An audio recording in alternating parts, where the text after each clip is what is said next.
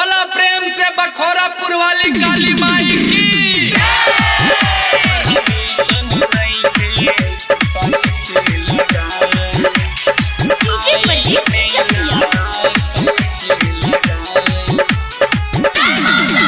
माई हमके छोड़ो ना अकेला, मन कर जाई देखे मेला।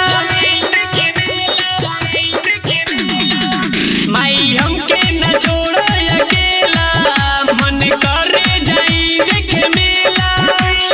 चढ़ते दशहरा पहिले हो दिनवा, कैसे जाई बिसराई।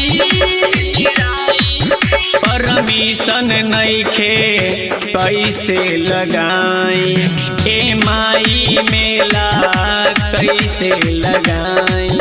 परमिशन नइखे कैसे लगाई।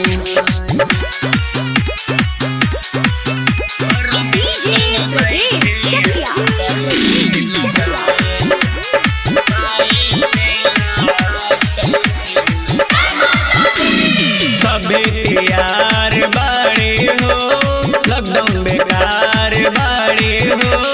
सबे तैयार बाड़े हो, लॉकडाउन बेकार बाड़े हो।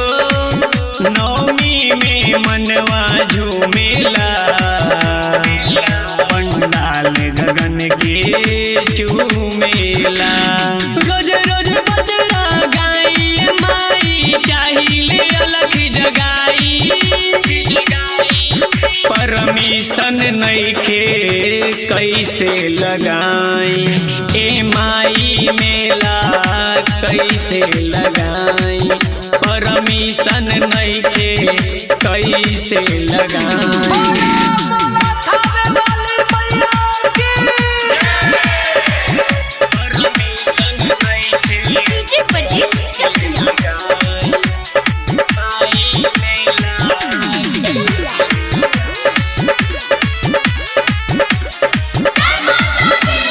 बड़ी अफसोस बाड़े हो, कोरोना में दोष बाड़े हो।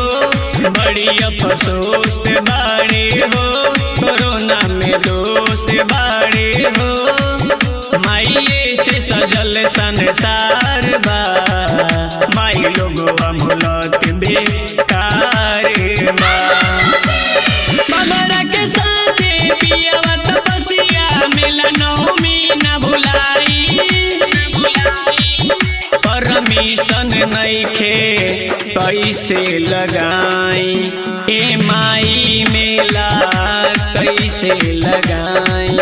परमिशन नइखे कैसे लगाई। माई हमके न छोड़ो अकेला, मन कर जाई देखे मेला।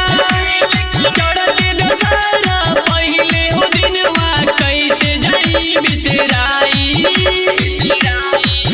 परमिशन नइखे कैसे लगाई, ए माई मेला कैसे लगाई। परमिशन नइखे कैसे लगाई। राज स्टूडियो, स्टेशन रोड, सुगौली।